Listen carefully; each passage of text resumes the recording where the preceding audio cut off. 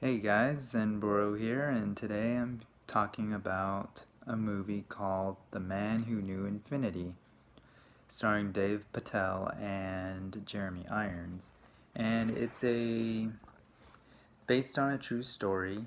It takes place between, I believe, the 1900s, or up to maybe 1918 and beyond, because this was during a turbulent time in history known as World War One. It stars, or rather, it's about two mathematicians, one a man from India and the other G.H. Hardy who works in Cambridge.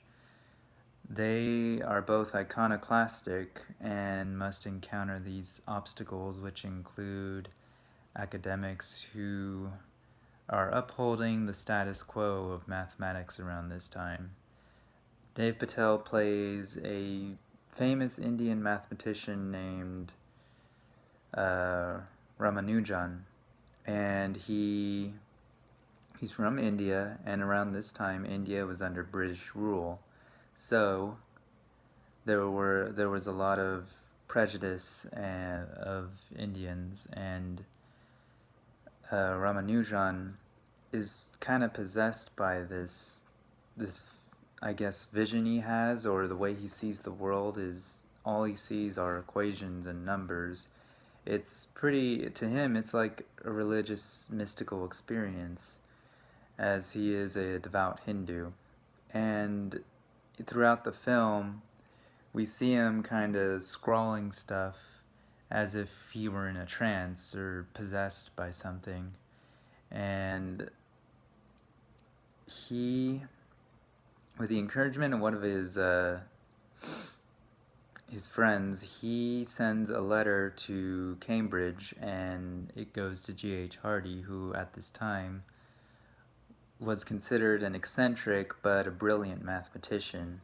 However, he was stuck on some problems, and seeing Ramanujan's equations and how elegant they are, he was impressed and thus paid for Ramanujan's trip to Britain, to Cambridge University. And when Ramanujan gets there, he encounters prejudice. Also, Ramanujan is untrained in the formal methods of mathematics, which include creating your own proofs, which are these concepts that it's supposed to show the chain of reasoning in your argument in mathematics. That's what a proof is, and Ramanujan has no idea how to do that, which Hardy assists and helps him develop the proofs for Ramanujan's equations.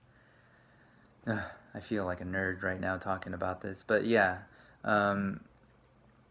So the relationship is a little rocky between the two mathematicians, but eventually it gets to a point where they both have this common goal of basically unraveling the mysteries of maths.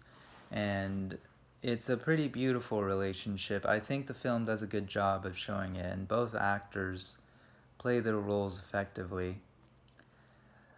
So yeah, I thought that was pretty awesome. It definitely, if you're not even a fan of math, because I know a lot of people struggle with it, myself included, this film is kind of inspiring because it really shows you like mathematics was an art form to them. It wasn't just something you merely did in school, like, oh, gotta solve this problem.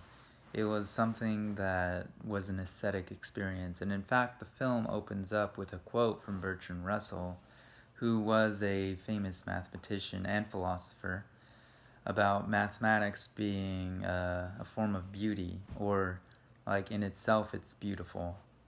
So like the film, that's basically what the film is about. And it's also a tragic film. Ramanujan in history died really young, I believe age 32. So, but his notebook was discovered later, and even now they're using it to map out how black holes actually work. And so that's kind of awesome. So if you like films like A Beautiful Mind or Good Will Hunting, you're going to like this film a lot. I liked it a lot. I enjoyed it. And so yeah, The Man Who Knew Infinity. Go check it out if you haven't seen it. This has been ZenBurro, and I'll see you guys next time at the movies.